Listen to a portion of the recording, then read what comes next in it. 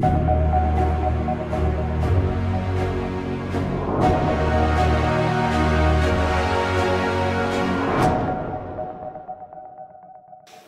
morning, everyone. Welcome to our last session of this year's edition of the Young Academy for Leaders.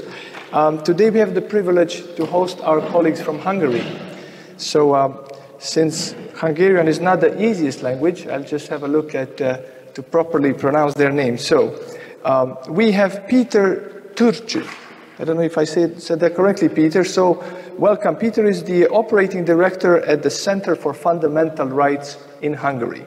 And then we have Zoltán Koskovics, who is the geopolitical analyst for the Center for Fundamental Rights. And what they will be talking about today is what are fundamental human rights and the Western understanding of the human person. So this is a very, very important topic for us.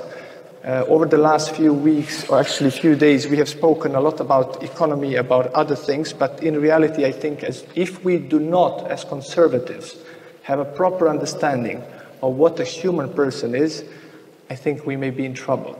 So without further ado, I would like to welcome Peter to give us his introductory remarks, later on Zoltán, and then we will open it to our questions. So I hope you had a chance to really think about it. So welcome once again. Yeah.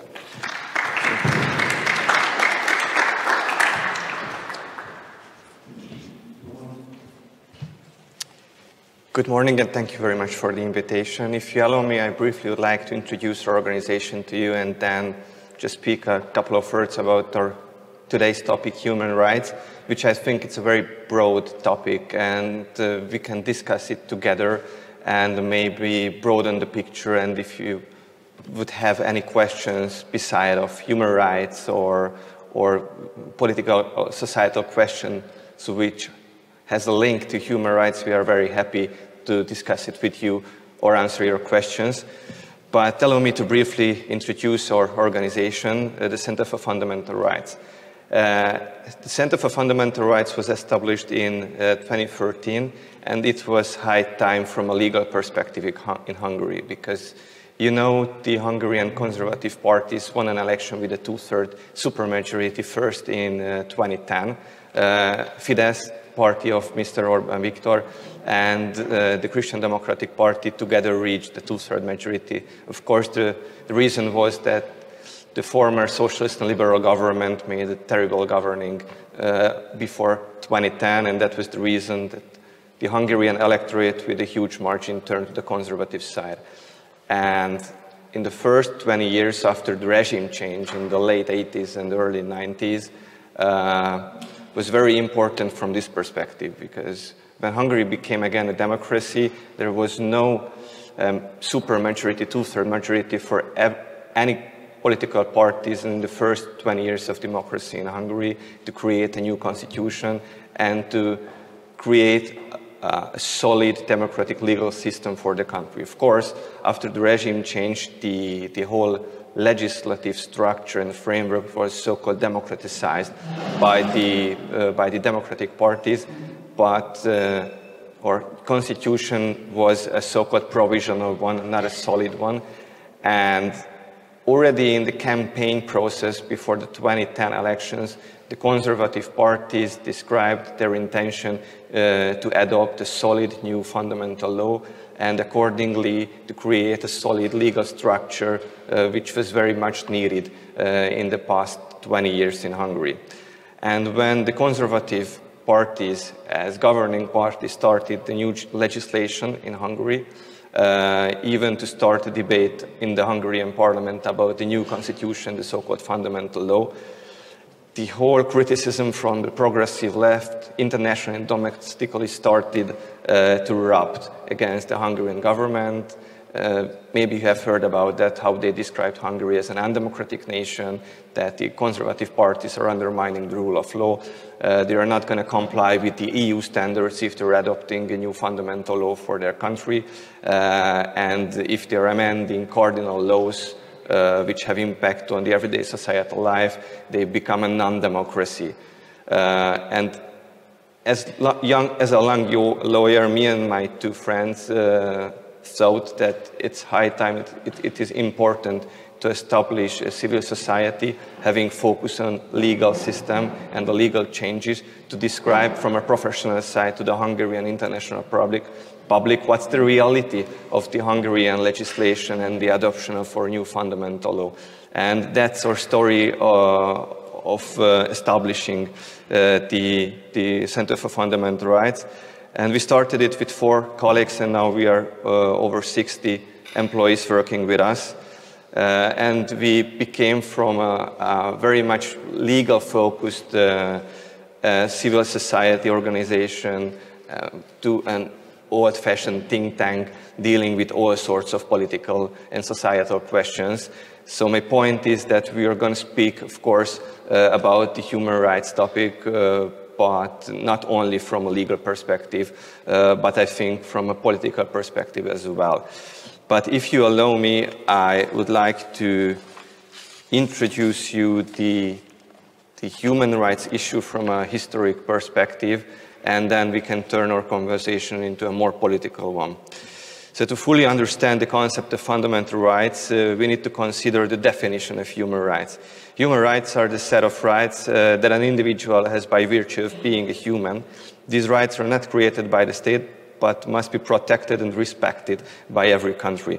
Their philosophical roots go back to antiquity, when they were primarily moral imperatives and maxims, and in the Middle Ages they were mainly expressed in laws and charters promulgated by the sovereign under pressure from the nobility, and of course in the Middle Ages human rights had a very strong religious concept.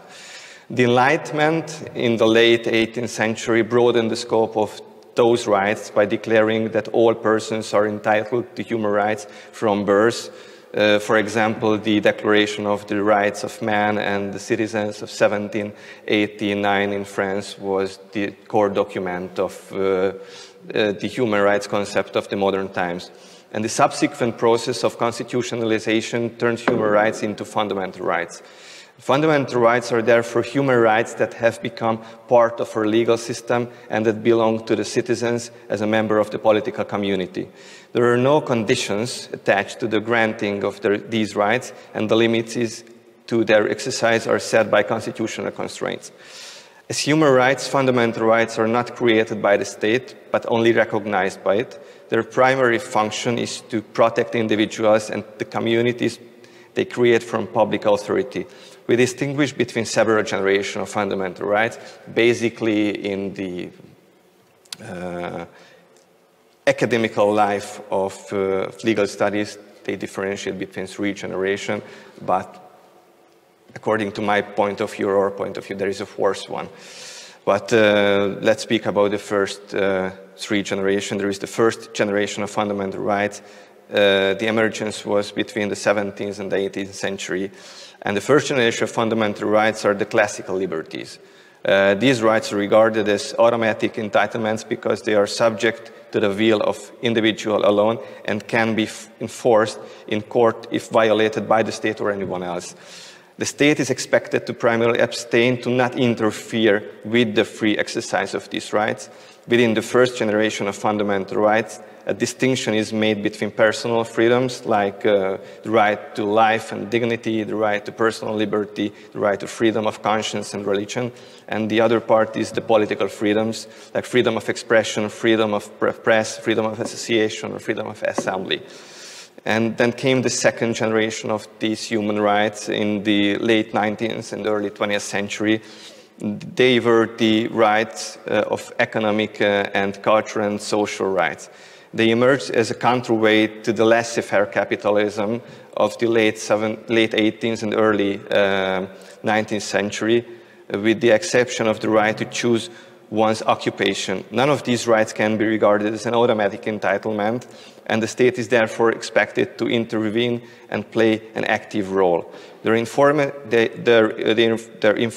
may vary according to the state's capacity to bear the burden, and consequently they cannot be enforced by legal means. At most, the legal entitlements passed as legislation that give effect to these rights can be taken to court. And for these to name a couple of examples, these are the economic and cultural rights.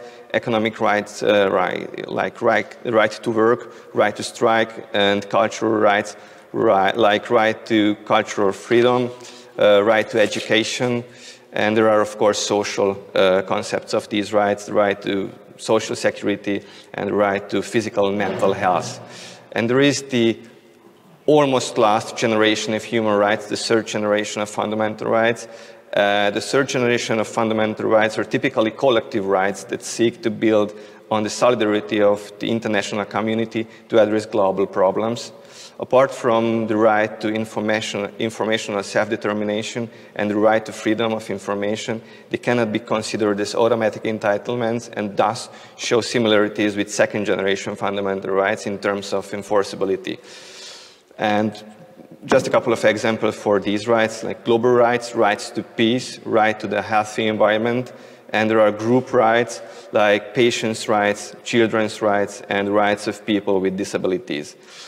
And as I mentioned earlier in my speech, that according to our opinion or set of minds, there is a fourth generation of human rights, which can be easily described as how to turn human desires and human wishes into human rights, and how to create an atmosphere within the Western world to abuse human rights in order to have a blackmailing tool in the hands of the progressive left to put pressure on different nations and different political forces in the name of human rights and fundamental rights, and how to put pressure from a moral high ground on societies, especially on the majority of societies, to accept certain human desires and human wishes as human rights from the side of a very, very small minority compared to the size of the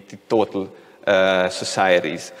But it's not my task to elaborate on that topic, and if you allow me, I will give the floor to my fellow colleague Zoltán to elaborate on that topic. And thank you for your attention.